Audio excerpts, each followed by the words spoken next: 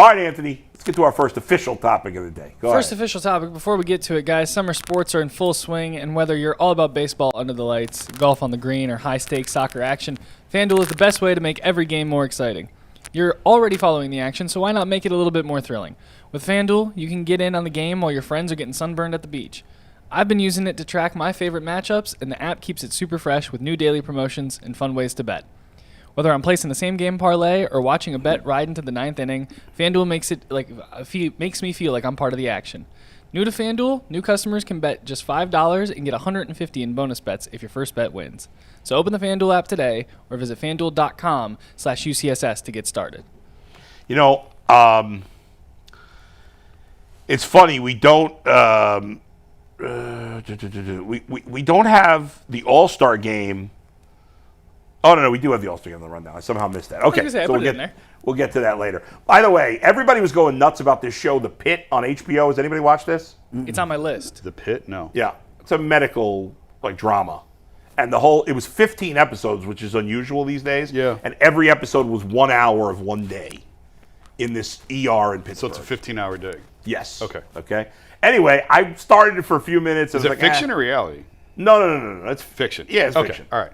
Anyway, the show's really good. I started it, I was like, and then I went back and watched it a little yesterday with my wife, and we really enjoyed it. So it got 13 Emmy nominations. I know. I watched the first 2 episodes. Oh, wow. It turned out to be really good. But anyway, let's keep it moving here. All right, so the first topic of the day, ESPN's Bill Barnwell, as we tend to do this time of the year, there's a lot of lists out there. Lists and rankings, baby. That's what it is until July. Practice actually starts. So Bill Barnwell put out his list.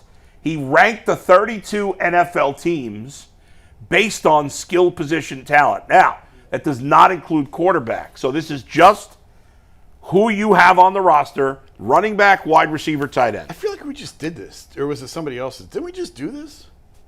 There was Mike. It wasn't Barnwell. It definitely wasn't Barnwell. Mike was bringing. Well, there was another ESPN list based, and I don't remember what it was. The rankings were, but it wasn't this. Mike had brought up a bunch of individual position lists from PFF. It was individual positions. I don't know. Whatever. It doesn't matter. The point is that he ranked all 32 teams based on how good their running back, wide receiving, and tight end groups are combined. There are 32 teams in the NFL. You guys, if you read the rundown, you know where they are. Not shockingly, the Browns are near the bottom of the list. What are they, 29 or 28? I can't remember. They are 29. That was probably before the running back started punching his girlfriend. That's true. So, allegedly, but doesn't look good. This did come out before that. Yeah, the Titans are 32, the Panthers 31, the Patriots are 30, the Browns 29, and the Bills at 28. That, according to Bill Barnwell, is the bottom 5. Anybody think this is unfair? I don't know if you've looked over the whole list. I have. If you have or haven't, you think the Browns are about in the right spot, or no? It's about right to me. Yeah. I mean, you got Jerry Jeudy, yeah, who had a phenomenal year last year, but that was the best year of his career. You look at the rest of that room, it's a whole bunch of potential, which is a whole bunch of stuff that people ain't done yet. Yeah. I think Cedric Tillman probably has the highest upside of everybody there. Deontay Johnson, he can play football, but will he be on this roster? We don't know. Yeah. We look at the tight end room, same thing. Harold Fanning Jr., rookie tight end, hasn't proven anything. Njoku has been, hot and cold.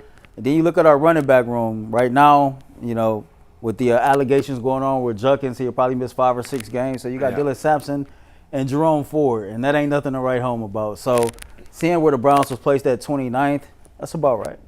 Jason, any thoughts from you on this?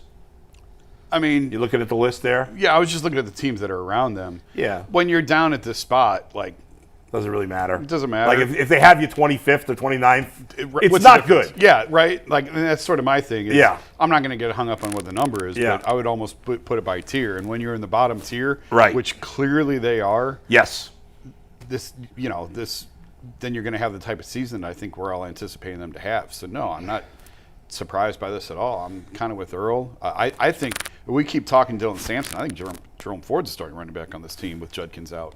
They'll probably use them both. They'll use them both, but I think Ford's the primary back. Yeah, and Ford showed you he's a mediocre player. He's fine. Mr. East-West. He's serviceable, but he's a mediocre player. The thing That's with Ford, it just feels like after watching for a couple of years, you get to the end of the season, you look at his numbers, like, well, that's not that bad. Well, it's because they all came on 3 runs. Yeah. And everything else in between is a lot of -2, 1, 2, -1. Yeah. And then he'll give you 41. Yeah, and then 3 weeks later, he'll give you 62. But the consistency just isn't there. He even points out in this column that exact fact about Jerome Ford. Oh, really? Basically pointed to there were 2 running plays late in the season that totally skewed those numbers, and they were kind of like you look at the bottom of the list, though. I think what really stands out is that, not surprisingly, most of the teams on the bottom of the list are bad football teams. Now, Buffalo's not. That's the one that shocked me. Buffalo, right? 28. Buffalo 28. And I'm going up to, like, every team from 24 to 32 was bad last year. At best, they were mediocre. 24 to 32. Saints, terrible. Bears were mediocre last year. Giants, terrible. Jets, terrible at 27. 28, the Bills, excellent. 29, the Browns, terrible. Patriots, 30, terrible. Panthers, 31, terrible. And the Titans, 32, terrible. It tells you a lot about Josh Allen. I was just going to say that. Now, That I think the Bills are too low. I think he's got the Bills too low. But still, even if you put the Bills 20, that's still in the bottom half of the league. And Jay said if Josh Allen was on this team, they'd win 6 games, right? Or what was the argument? You remember that? Yeah, I remember. Jay said something crazy like the Browns wasn't a playoff team with Josh Allen. He said if you put Josh Allen on this team with this exact roster, the Browns still wasn't a playoff team, and we all disagreed. Yeah, that's probably not true. I mean, I'm not that Bill Barnwell's the end all be all. Yeah, but this sort of and the Bills, that. the Bills, like the Browns, pretty good defense. Yeah, now the Bills' skill position talent is better than the Browns, but not by a lot. I mean, Jerry Jeudy's probably better than any of the Bills' receivers. Tight end's a wash. I like James Cook. Obviously, James Cook's more proven than any back the Browns have. But there's no significant difference in the skill positions between the Browns and the Bills. Yeah, Dalton Kincaid and David Njoku was about the same player. Yeah. I mean, David Njoku's been more productive, but he's been in the league a lot longer. But Josh Allen is able to rise above because he's a special elite quarterback. Would the Browns definitely make the playoffs with Josh Allen? Wouldn't say definitely, but they'd be certainly a team you'd consider as a playoff team, which certainly you are not considering them now. And it's for one reason. That's the one change you can make. If you put Patrick Mahomes or Josh Allen or Joe Burrow or Lamar Jackson or even Jaden Daniels, I think, most likely on this team, they'd be either a playoff team or at the very least a borderline playoff team. Yeah. But they're in a situation where not only do they not have those quarterbacks, they don't even have the next tier or the next year or maybe even the next tier. I don't know. Yeah. You see Chicago is 25th. I'm just curious to know, like, where would they be after this season? Because it's a lot of potential at their skill position group. Yeah, but they do. I mean, they do have DJ Moore, who's a very good receiver. They got Rome. They drafted Luther. Yeah, they drafted Luther Burton this year. Right. Their back is DeAndre Swift, right? Yeah. I mean, he's good solid back. Not amazing, but he's a solid back. And they got Cole Kmet at tight end, who's again, solid player. Nothing special. I think they drafted a tight end too this year. They did Colston Loveland. Yeah, they drafted him fairly high. So.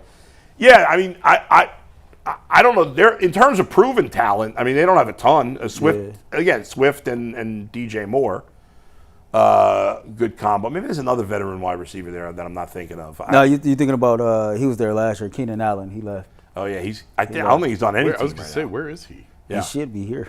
Speaking of the Brown skill position talent, there's not much out there in free agency, but. If we assume that Quinshon Judkins is going to get suspended, at least for some length, do we think the Browns should go out and sign a veteran? Or should they just go forward, sign a third-string guy or whatever, have another third-string guy? Is Pierre Strong still I think Strong is still on the roster, I believe.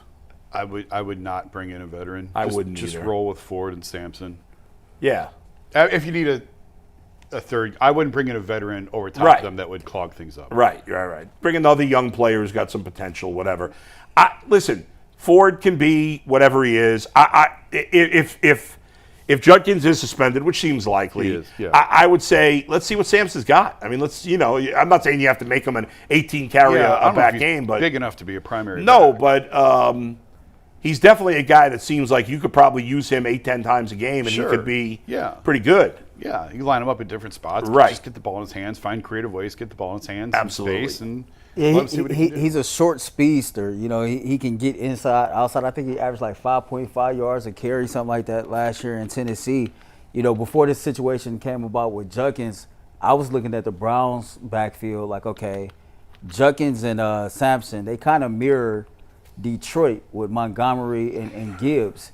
Gibbs is a short speedster that's Wow. a dual threat. But I'm Gibbs saying is a like superstar, right? though. But Yeah. they've proven themselves. But if Yeah. you look at the stature, the playing style, Dylan Sampson's playing style is similar to Jahmyr Gibbs, and then you look at Quinshon Judkins. He's a better back to me than Montgomery, but he can do everything Montgomery can, inside, outside, and he can block out the backfield. So you know, before all this took place, I was really looking at Sampson as being that that rotational back that was a big play threat, so to speak. Yeah, well, now he'll get even more opportunity without Judkins. He's good here. though. I'm looking forward to seeing what he's got, and we'll find out how good he is once we, see him play in the NFL. But there's certainly potential. He was an excellent player in college, so I'll look forward to seeing what he has. But yeah, I mean, clearly, the Browns are always on the bottom of these skill position lists. They always have been. They for the foreseeable future, they will continue to be because they have had. We kill the Guardians all the time for being unable to develop hitting talent, which is fair. The Browns as an organization, and you can't just blame one person because this has been going on forever. They just almost never get it right at wide receiver. I mean, you think about all the great wide receivers, not even great, just like very good or better wide receivers over the last 20, 25 years, and the Browns have had none of them. Yeah. I mean, it's crazy.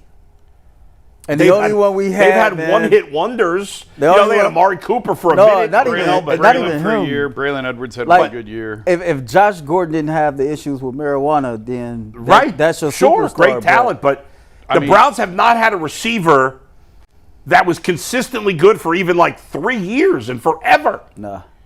The fact that as wide open as the NFL passing game has become over the last 20 whatever, the fact the Browns' leading receiver is still a tight end from the 1970s, like all-time leading receiver, It's crazy. is a tight end from the 70s and 80s.